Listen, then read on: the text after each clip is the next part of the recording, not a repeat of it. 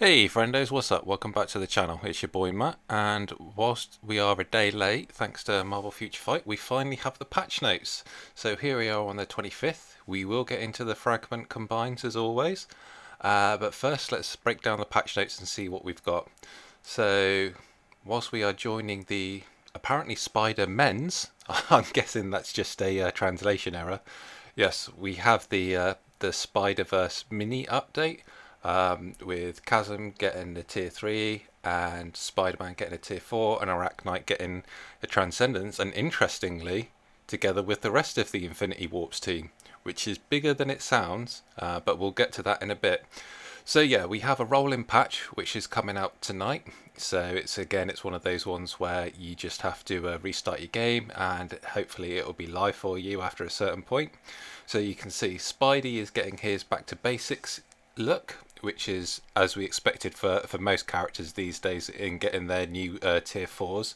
But it's nice because it also kind of keeps in with the end of Spider-Man No Way Home, where we saw him very much going back to basics, getting rid of the Stark suit and going with his own unique look, which is nice.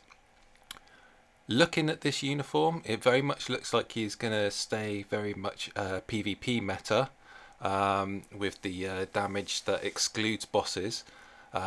He's getting himself a heal on his passive now when his health drops below 50%. So again, that kind of leans more towards the PvP side of things. Everything else pretty much very similar to what he already has. It doesn't look like they're changing his kit too much, but it's definitely enough to I think with that tier 4 bump, it's going to really push him back up to the top of the meta. Potentially, at least, we shall see. So then next we have Arachnite, and it was Arachnite. It wasn't Spider-Man 20. I know a couple of people said on other content creators' videos, oh, it might be Miguel O'Hara, but no, it's very much not. And as we can see here, he's getting a change to his leadership, and it's very much like the old, I think Drax had it, where it was if you have 2 or more combat types, if you have 3 or more combat types, you get an increased buff, but this one it's with the Infinity Warps characters. It's interesting.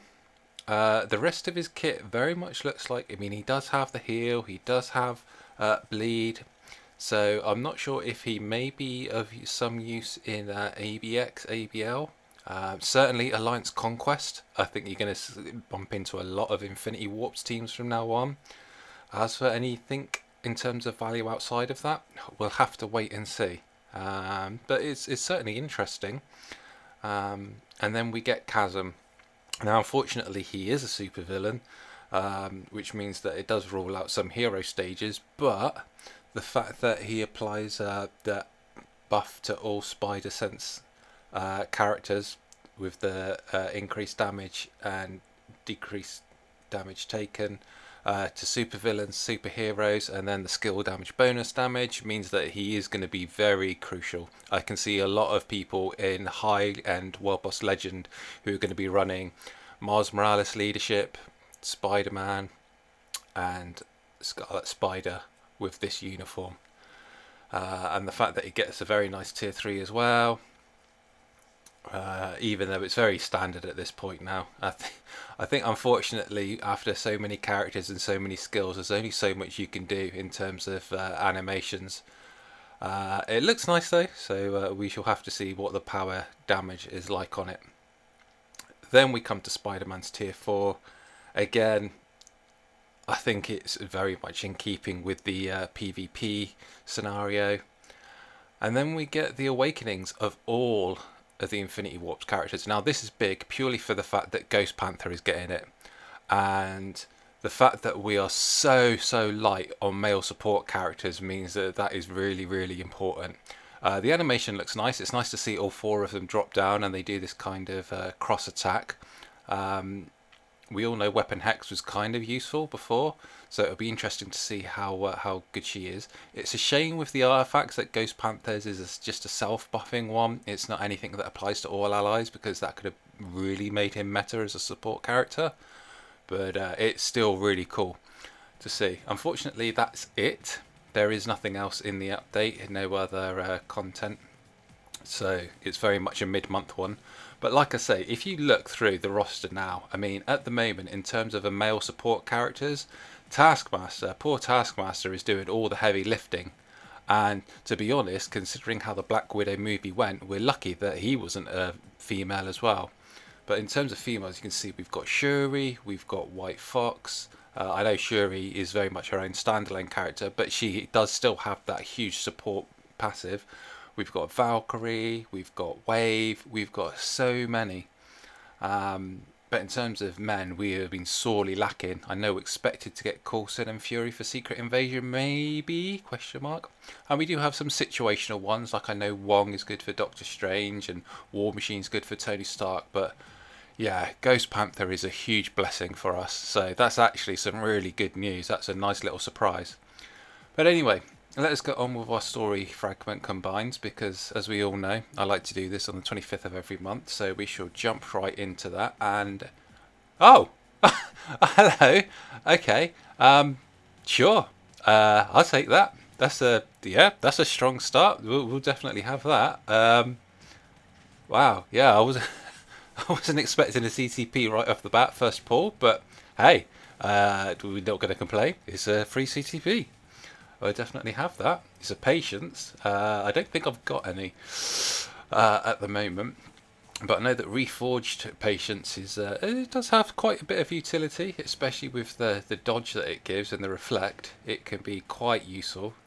It'd be interesting to see if on a character like Arachnite how useful that could be.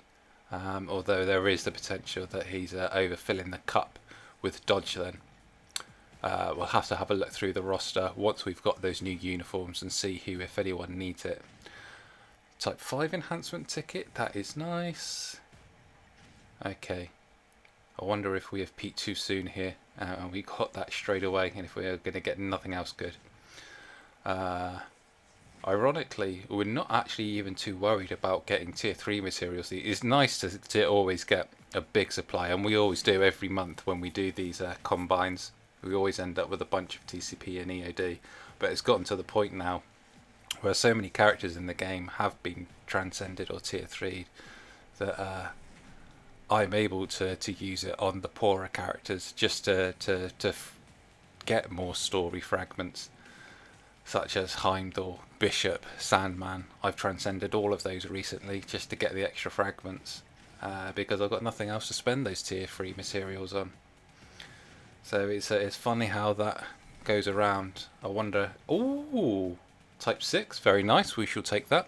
Yeah, I was going to say, I wonder if we'll get to the point in 12, 18 months' time, if, and touch wood, that the game is still going by then. If we'll get to a point where we're saying that about tier 4 materials. Interestingly, I had someone comment on my last video saying that Soul of the Faltine is easy to get your 100 a day. I'm not sure where the extra 50 of theirs is disappearing to, but they say it's easy to get 100 a day. But the problem is not getting your 150 a day. The problem is that with the gear rolls, it's very difficult to keep up with the current meta, and especially if you are a content creator. I mean, yeah, for the bigger content creators like your Beast Modes and your Cynic Alex, who actually make money off of the game, it's easier for them to actually spend money to keep up. But for us smaller ones who aren't YouTube partners and who don't make money from these videos, just do it for the love, it's a lot more of a grind, believe you me. So yeah, much as I would love to just be able to do GBR 2 or 3 times a day and that be enough Soul of the Faltine to keep me going, unless Marvel Future Fight devs are going to cap gear rolls at 10, which they're not going to do anytime soon, unfortunately, it's not going to be enough when we're getting 2 tier 4s a month. So yeah, that little rant aside, we are doing very well for materials lately these days. We do have quite a lot, which is nice because it does mean that when we are getting characters from 70 to 80, we can use things like EOD and CCF rather than using such things as the life seed. So that is always a bonus. And you can see we've actually got such a large surplus because we've been able to farm so many characters that now doing a monthly rather than having just 50 or 60 fragments, we're up to like 80 a month, which is always nice. Again, there's always going to be one or two stages where if they are, like you can see here, fragment 2 I'm short of comparatively, because 2-1 and 2-2, the two stages that we had, did... Ooh! A type 6 and it's an advanced. That's very nice. I'll definitely have that. Thank you. Wow, we have really done very well from stage 1 so far. Yeah, as I was saying, stage 2 to this month has been a little bit problematic, just purely from the fact that they had some paywall characters, some premium characters in stage 1 and 2. You can see we're massively over on stage 5, purely because it's easier just to hit auto run from stage 1-1 and just leave the game to go, rather than coming back in, stopping it at 3-3, skipping forward to 6-1 and then restarting it. It's just easier just to let things go overnight and it auto complete. But it never hurts, you know, it always helps to have extra ones, and the fact that you can get extra rewards, you know, bios and the like as well, is always an added plus too, so you cannot complain really. And I certainly can't complain. We've managed to get 2 type 6 type enhancements, and we managed to get a CTP on our first roll, so that is very pog. And just going to do the last couple. It doesn't really matter what these ones are, we've more than made out like bandits already. So that's that done, very nice. And we move on. Oh, I actually haven't rolled today's. I think I've mentioned this before, that I always roll this one daily. And there we go, just a 6-star. But you can get the fully amplified ones from there too, so that's always nice. So now we move on. And we always do quite well with these as well, the Uru. You can get, of course, the 5-6-star, or you can get Odin's Blessings occasionally as well. We always seem to get at least one, which is always very nice. And of course, with the monthly discount that you get on combines and chance up for Odin's Blessings, having a bunch of 6-star Uru in your inventory is always recommended anyway. Hopefully a lot of you have really taken this on, especially with the current event. I know the Cookies and Candles event is ending, I think either today or tomorrow. I obviously finished it at the earliest opportunity to get my rewards, but there we go, see, insight. But I know that you had to combine story fragments 10 times in order to get the tier 2 mega ticket. Oh, we got another. Very nice. Damn, we're doing really well today. We are doing very well. So yeah, hopefully a lot more of you are making full advantage of the story fragment farming these days. It's never been easier, and the rewards are really what keeps a lot of players going.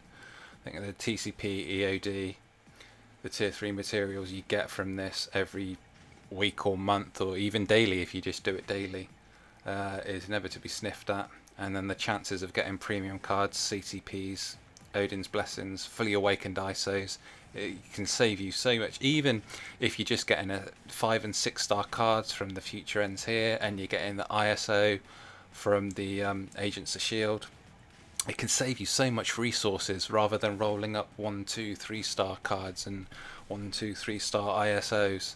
Especially if you're looking at building out your roster as well for, like, you know, newer accounts, rather than spending all your gold needlessly on rolling, you know, ISO sets for characters just to do one stage of Shadow. I know I'm guilty of it. I've done it in the past before many times, just to pass one stage of Shadowland. Yep. Thanks for that, Don. We'll just ignore that for now. So we're moving on to the Future Ends here. We're moving on hopefully to get a premium card, but I think we've probably used up all our luck getting that CTP. We don't tend to get CTPs and premium cards in the same month, but if we can get some tier 3 materials and some 6-star cards. Oh yeah, God, we were talking about a Cillian Murphy meme. It was a very funny one. Gotta love Peaky Blinders. Such a good show. But that's besides the point. That's not why you guys are here. So again, 6-star cards. Just going to be fodder for me, but like I say, if you're a new account and you can do these stages, although it's a bit of an oxymoron saying if you're a new account, but you can do this stage at extreme. But obviously, like I say, if you can and you haven't fully built out your decks, then this is, again, like I say, it's worth its weight in gold. So we are down to the last 15. Yeah, I don't think we're going to get a premium card today, but if we can get a bunch of 6 stars, then we shall take them. We should always take them. They're always useful for something.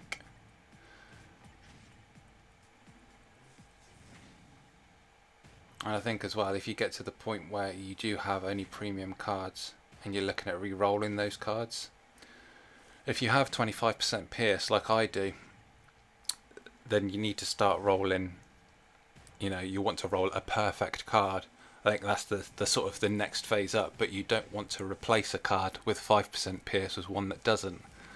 So I do have a baby Spidey card that I got, and I think I'm going to take my time, spend as many of these 6-star cards as I can to get a perfect 7 roll, the perfect stats, and then looking at crafting it, and then once that's done, using it to replace my Quicksilver and Scarlet Witch card.